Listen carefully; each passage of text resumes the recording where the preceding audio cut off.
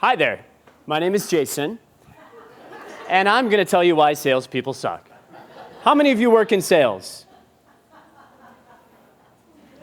Not implying that you all suck. There is a point to my presentation, there goes that P that we were talking so much about. But by the end of 20 slides in 5 minutes, I hope that you will understand why salespeople suck. I did a lot of research on this.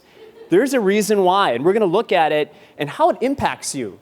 It impacts everybody in this room, and I'm going to tell you what you can do about it. Now, first and foremost, in true Ignite fashion, this is not a sales pitch. I'm not going to sell you anything. You did not come to learn about insurance or the next big gig that I have going, unless you want to stay for the end of the presentation. I'm not going to talk about anything doing with sales. I'm simply going to talk about the stereotype. Have you guys seen door-to-door salespeople walking around your neighborhood? Carrying doors, door-to-door? Or maybe you've seen someone knock at your door and you're like, oh, is it some government official? Did I not pay my taxes or my water bill? Yeah, there's a lot of stereotypes out there about salespeople. I don't know if you see the Seven Dwarfs, like sleazy, greasy, that guy was cheesy, he was salesy. That's my favorite one, I hear that a lot. There's a lot of stereotypes and it sucks. I'm really passionate about changing the perception of sales. We have to get in our time machine to go back in time to learn about how we got here, because the world now is different than it was in 5000 BC, like before Christ, like 7,000 and however many years ago. This is how things were. So salespeople have always existed.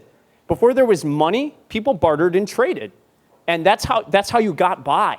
If you wanted something, you had to barter with your neighbor. So sales isn't anything that's new. Let's fast forward to the 1800s. Do you guys remember snake oil? It solves everything. It can make you feel better. It tastes really good. People used to go and sell this stuff, and people believed that snake oil actually cured a lot of diseases. Now, we've later found out that is not true. So let's get in the time machine again and go forward to the year 1936. How many of you have actually read this book? Fantastic book. It actually changed the world of sales because Dale Carnegie, selling 30 million copies worldwide, said that you can win others into your way of thinking. And actually, that's where things start to go downhill. Because in the 70s and 80s, unless you're selling Thin Mints and you're with Girl Scouts, no one wants to knock at a door. And you don't want to answer the door when someone knocks at it, right? So the whole idea of winning other people's thinking is an old school way of looking at this. Back in the day, before we had access to technology, the salesperson knew everything, and you went somewhere looking for that expertise. So you were actually powerless, and the salesperson had a lot of power. Fast forward to today. Didn't you buy the iPhone 7? Seriously, before you did you look it up on Google? World's changed, right? You don't have to go ask a salesperson for information. You can look it up yourself. So what does that mean for salespeople? That means that our jobs have changed. That ladder I showed you earlier is flipped. Consumers now have all the power because you can look things up on your own. You don't need someone to tell you what's best for you. You can figure it out on your own, and you know that. So what does that mean for that poor sales dude or saleswoman? What does that mean? This way of doing sales, where I know everything, it doesn't work. And that's why salespeople suck, because people still do it the wrong way. People still follow you around in a furniture store and ask you a million questions when you don't want to be bothered. Right? This is the new way. There is a new way of doing this job. It's called listening, having compassion, and serving others. It doesn't win business right away, but it wins business in the long haul, and it makes you a better salesperson because you're helping people get what they want.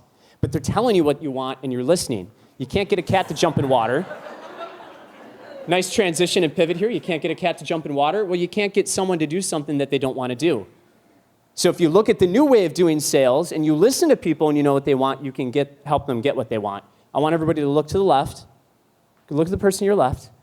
Now look at the person to your right. And guess what? Guess what I see? I see salespeople. All sorts of them all around. Yeah. Guess what? We're all salespeople. When's the last time that you tried to get your child to get up in the morning and go to school? Have you guys ever asked that big question? I asked it 1.5 years ago, and I got married last year. Will you marry me? How many of you have ever tried to get your dog to do a trick? Guess what? You were kind of selling your idea. So as much as we hate salespeople, we are all salespeople. We just don't necessarily make money off of each other all the time. So if you can help people get what they want in life, you will get what you want. And that's kind of the whole point of all this. This is where sales need to go. This is why we need to change the way that we look at the profession and start helping people. The end.